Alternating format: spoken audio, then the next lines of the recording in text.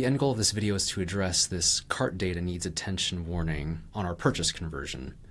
So if I click on Go to Diagnostics, I'll see the red chart shows sold product match rate 42%. And that means that only 42% of product IDs that Google Ads has extracted conversion for, only 42% of those have a matching Merchant Center ID, which is the problem here. We want to have them all match.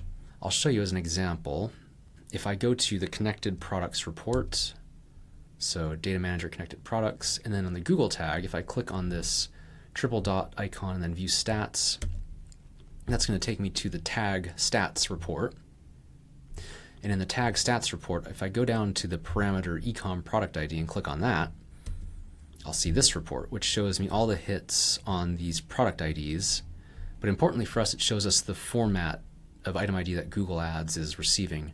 I'm hiding most of the ID, but you can see the whole product ID is going to be in there, and so you can check that on your end. But now that I'm seeing _US as the format, I'm going to compare that to my Merchant Center account. This is my demo account. And see how this doesn't match. It's _ZZ, whereas this is _US, meaning that Google Ads can't match the item IDs between itself and then Merchant Center. And so what I want to do is I want to switch this to the new format here.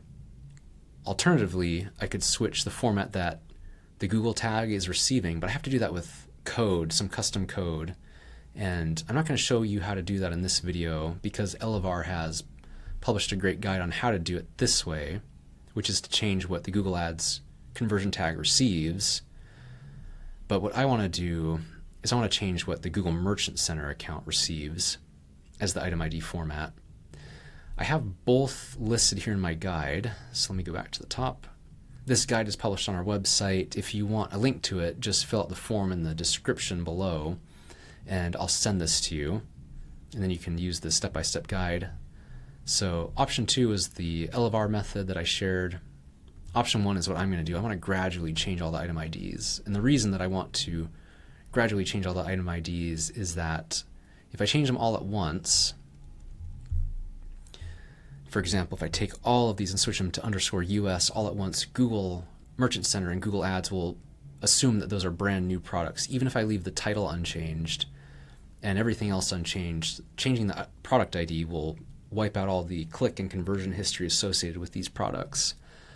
And so to swap them out all at once is a bad idea, but to do them gradually over time, I found work perfectly. It doesn't actually hinder the ad performance as long as I only change them a few at a time. Now, I want to make it as easy as possible to change them a few at a time. And so what I'm going to do is I'm going to make a rule. And I'm going to make a rule according to this sheet here, which is also part of that guide. I'm going to make a rule that shows, that is based on this sheet with all of my item IDs. And the rule will be such that as I delete these item IDs here, then the Merchant Center feed will then start using the new item ID instead of the old one. And I want to do that this way because now I can manually control it and I can see which item IDs by revenue are the ones that I should be the most careful about switching. So this is my top seller. If I switch this one, I might expect a bigger decline in sales, and if I delete all of these top sellers from here and swap into the new IDs all at once, that's probably going to have a big impact. What I'd rather do is start at the bottom of the list. This is the bottom. I'd rather start with the bottom and start deleting them here in chunks because the amount of sales here is not that much. And this is data from the last 90 days. So I'm pulling this out of the GA4 report, monetization, e-commerce purchases, and then I swapped this report to item ID. And I took the last 90 days of sales data, which has the item revenue by item ID, and I put that in this. And so I'm going to set up a rule using Data Feed Watch. You could do this with a different tool, but I'm using Data Feed Watch, and so I'll share with you how I've done that here. And it's a bit confusing, so don't worry, I have it all listed out in that guide. But what I've done is I've made a rule in Data Feed Watch that says if the new item ID is in this list, and there's that list, this list is that. If that new item ID is in that list, then I'm going to use the old item ID. But conversely, if that new item ID is not in that list, then it's gonna go down to this else statement and use the new item ID. And so, as an example, I'm taking this item ID from the bottom of my list here. That's this one. And right now, it's using the old item ID because that item ID is listed here. But watch what happens if I delete that one. And then I go back here and I search again to preview it. Now that it's been deleted, I'm using the new item ID. And that's because the rule is set up to where if an item ID gets pulled out of this list, then based on this rule, DataFeedWatch is now going to send that new item ID format, which is the ZZ version. And so that's great because I can control how many I delete here. So let's just say week 1, in fact, I have this listed out here. Week 1, I'm just going to remove the lowest 15% selling items. I have 785 items here, so 785 times 0.15.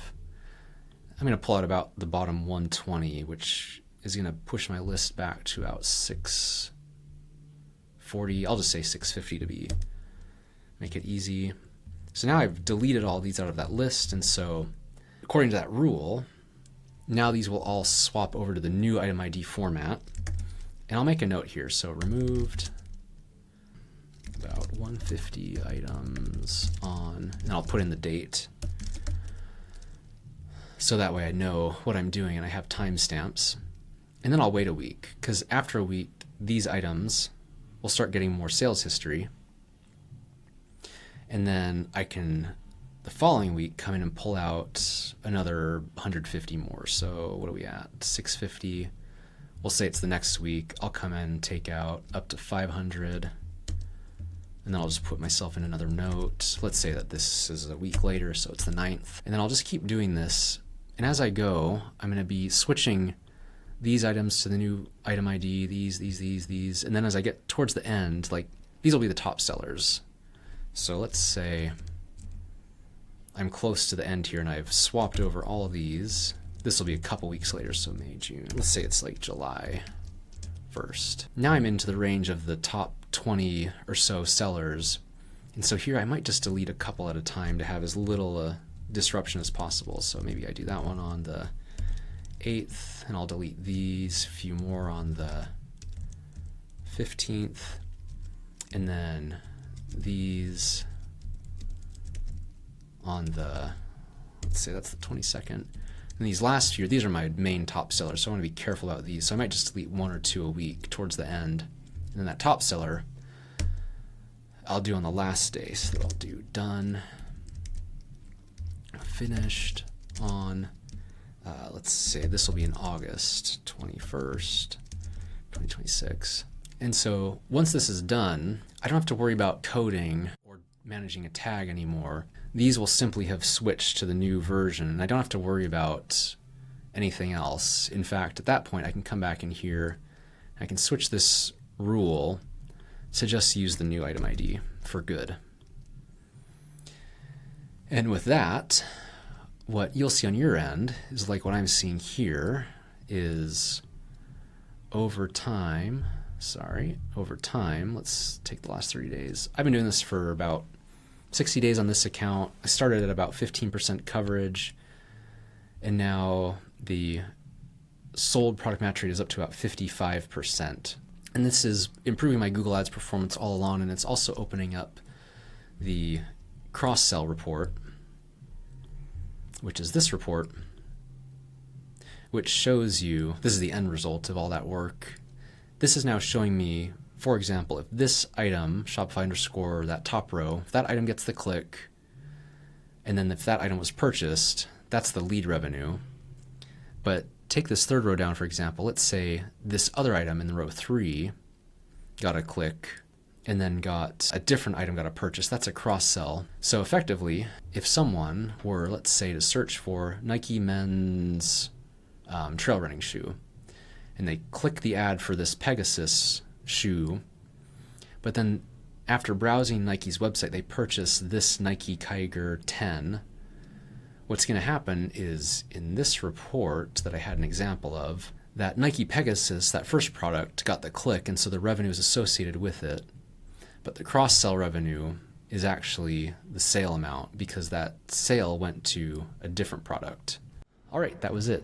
Now that you've finished setting this up, just take your time in switching item IDs over carefully, especially with the top sellers towards the end of the process. You don't want to change those all at once or you will have a drop in sales performance.